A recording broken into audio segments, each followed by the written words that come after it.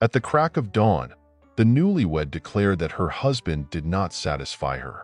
The girl had just turned 13, and this caused quite a stir at court. Where could such knowledge come from in a young lady? But Louis XIV simply laughed it off, thinking what charming little antics his beloved daughter was indulging in. The birth of this young lady, Marie Anne de Bourbon, was shrouded in the strictest secrecy, although the relationship between the Sun King and Mademoiselle de Lavalier was no secret at court. Nonetheless, just to be safe, they decided to keep quiet.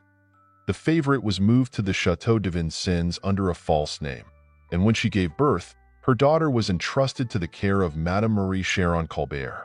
And this was not just any court lady. She was the wife of the French Prime Minister himself. Less than a year later, the king, still infatuated with Lavalier, officially recognized the child. The favorite was granted a duchess title, and Marie Anne was referred to as Mademoiselle de Blois. This title turned out to be temporary, as it would later be bestowed upon another daughter of Louis. As for Marie Anne, she became a true royal favorite.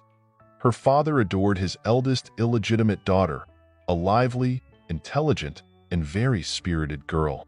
How different they were. The melancholic, pale mother and her lively, beautiful child. Louise de Lavalier always felt disgusted by the court, and soon the king found another passion, prompting the duchess to decide to enter a convent.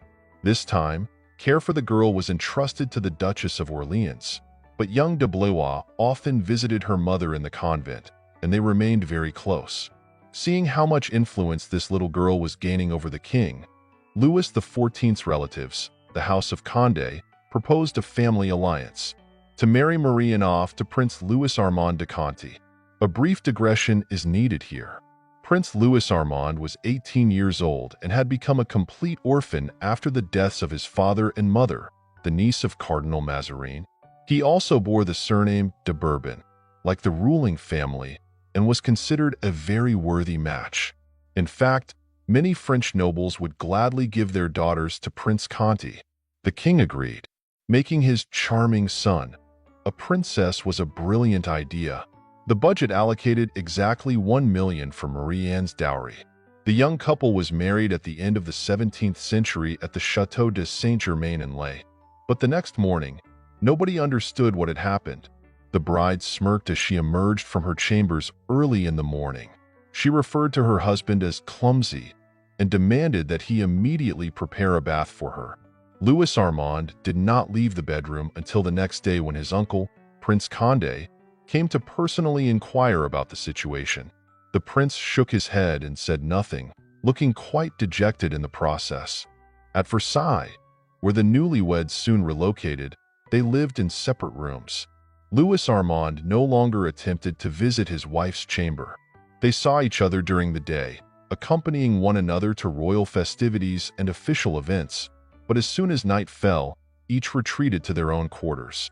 It was said that laughter and a male voice, belonging to Louis Armand's younger brother, Prince de la Roche-sur-Yon, could be heard coming from Marie Anne's rooms. Yet, no one dared to intervene. After all, she was the king's beloved daughter. Before long, Prince Conti was sent to serve in Flanders and later fought against the Turks in Hungary. He was regarded as a decent soldier, brave and not lacking in strategic talent. However, he abandoned everything when he learned of his wife's illness. Marie Anne was gravely ill in Fontainebleau, and Louis Armand went to care for her. The doctors warned the prince that the girl's life was in danger, and there was also a risk of infection, smallpox.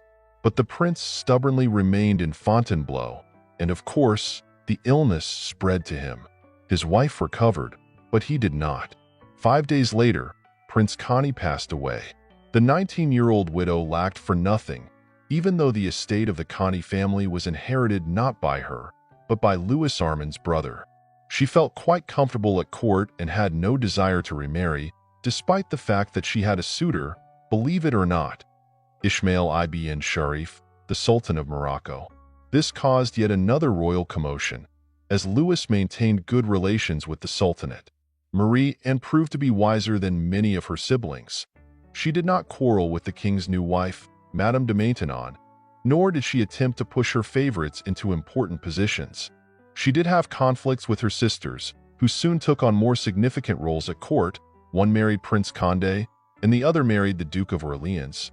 But Marie-Anne never lost her influence over Louis XIV and, for a time, was considered a close friend of the Grand Dauphin. A series of misfortunes in the royal family seemed to pass her by.